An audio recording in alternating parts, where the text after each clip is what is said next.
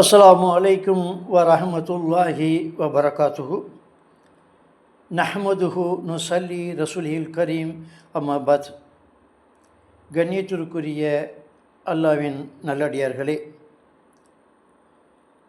நாம் இந்த புனித ரமதான் மாதத்தில் இன்றைய தினம் 19 நோன்பு வைத்திருக்கிறோம். அதிக அமல்கள் செய்து அதிக நன்மையை பெற வேண்டும் என்பதற்காக பல அமல்களை செய்து வரும் நம்மில் பலர் இக்திகாப் இருக்கக்கூடிய பள்ளியில் சென்று இருக்கக்கூடியதை பார்க்கிறோம். அந்த இக்திகாப் இருக்கும்போது சில சட்டத்திட்டங்களையும் நமக்கு நபி ஸல்லல்லாஹு அலைஹி வஸல்லம் அவர் வகுத்து தந்திருக்கிறார்கள். அல்லாஹ் சுப்ஹானஹு வ தஆலா தன் திருமறையிலே 2வது அத்தியாயம் 125வது வசனத்தில் குறிப்பிடும்போது, தவாப் செய்வோர், இக்திகாப் இருப்போர் மற்றும் ருக்கு சஜ்தா செய்வோர் ஆகியோருக்காக எனது ஆலயத்தை தூய்மையாக்குங்கள் என இப்ராஹிமிடமும் இஸ்மாயிலிடமும் வாக்குறுதி வாங்கினேன். அப்போ இது தொற்று இந்த இக்திகாப் பள்ளியில் இருப்பதற்கு வலியுறுத்தி சொல்லப்பட்டது மட்டுமல்லாமல் இதில் அமல்கள் சிறந்தும் ஒன்று. அந்த வகையிலே நபிகள் ஸல்லல்லாஹு அலைஹி வஸல்லம் அவர்கள் இக்திகாப் இருந்திருக்கிறார்கள். இக்திகாப் இருந்தால் தங்குதல் என்று பொருள். ஆனால் நம்முடைய மக்கள் மத்தியிலே தவறான நோக்கத்தில் ஆற்றங்கரை பள்ளிவாசல், பொட்டல்புதூர் பள்ளிவாசல், நாகூர் போன்ற இடங்களில் சென்று சில்லா 10 நாள் 11 நாள் இப்படி இருக்கக்கூடிய சூழ்நிலாம் பார்க்கிறோம். இது தவறானது, இது கூடாததும் கூட. இக்திகாப் என்பது பள்ளிவாசலில் மட்டும்தான் நாம் இருக்க வேண்டும். அப்படி பள்ளிவாசலில் இருக்கும் பொழுது நமக்கு சில சட்டத்திட்டங்களையும் நமக்கு கற்றுத்தந்திருக்கிறார்கள்.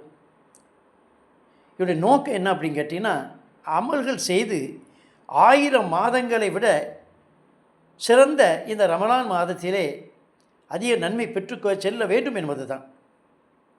அதற்காக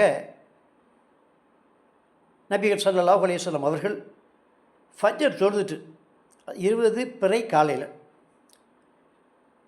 என்ன பண்ணுவாங்கன்னா, பள்ளிக்கூடத்தில் வந்து இக்திகாப் இருந்துருவாங்க. ஏனென்றால் நமக்கு நாளினுடைய துவக்கம் வந்து எப்படின்னு கேட்டிங்கன்னா மகரிப்புக்கு பின்னால். அப்போ 20ஆம் தேதி காலையில் நம்ம ஃபஜ்ர் தொழுதுட்டு போனால் தான் 21ஆம் தேதி அந்த ஒற்றைப்படை எண்ணிலே லைலில் தேடிக்கொள்ளும் சொல்லாங்க இல்லையா, அந்த வகையில் நாம் செல்ல வேண்டும். இது புகாரியில் ஆயிஷா அலியான்னு அறிக்கக்கூடிய ஹதீஸு 2041 ஹதீஸை இடம்பெற்றிருக்கிறது. அதுபோன்று பெண்களை பொறுத்தவரையிலும் இக்திகாப் இருக்கலாம். ரசூலுல்லாஹி கரீம் ஸல்லல்லாஹு அலைஹி வஸல்லம் அவர்கள் மனைவிமாரோடு சேர்ந்து இக்திகாப் இருந்திருக்கிறார்கள். இது ஆயிஷா அலியானுடைய ஹதீஸு புகாரில் 309.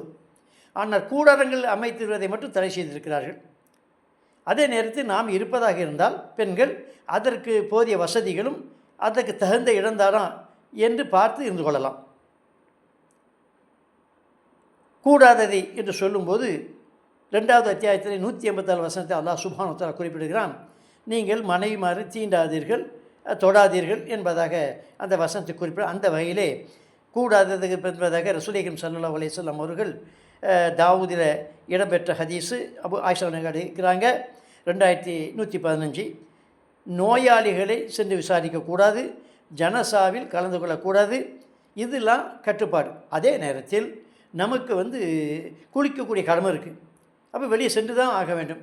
அந்த மாதிரி காலகட்டத்தில் நாம் தாராளமாக சென்று குளித்து கொள்ளலாம். அதோடு நம்முடைய மக்கள் மத்தியில் இன்னும் ஒரு கெட்ட வழக்கம் என்னென்னு கேட்டிங்கன்னா, இந்த இருக்கக்கூடிய அந்த இக்திகாப் இருந்தவர்கள் பெருநாள் காலையில் வீட்டுக்கு பைத்து சொல்லி கூட்டு போகிறது, இதெல்லாம் வந்து நவீன விதத்துக்கள். சவ்வால் பிறை 1 பார்த்த மாத்திரத்திலே என்னென்ன மகரிப் தொழுதுட்டு வீட்டில் போய் அந்த பெயர வேண்டியதான். அதோடு முடிஞ்சு விட்டு அன்றைக்கு ராத்திரிலாம் தங்கி பெருநாள் காலையில் தான் போகிற சட்டங்கள்லாம் ரசூலா காட்டித்தராது ஒன்று என்பதை புரிந்து கொள்ள வேண்டும்.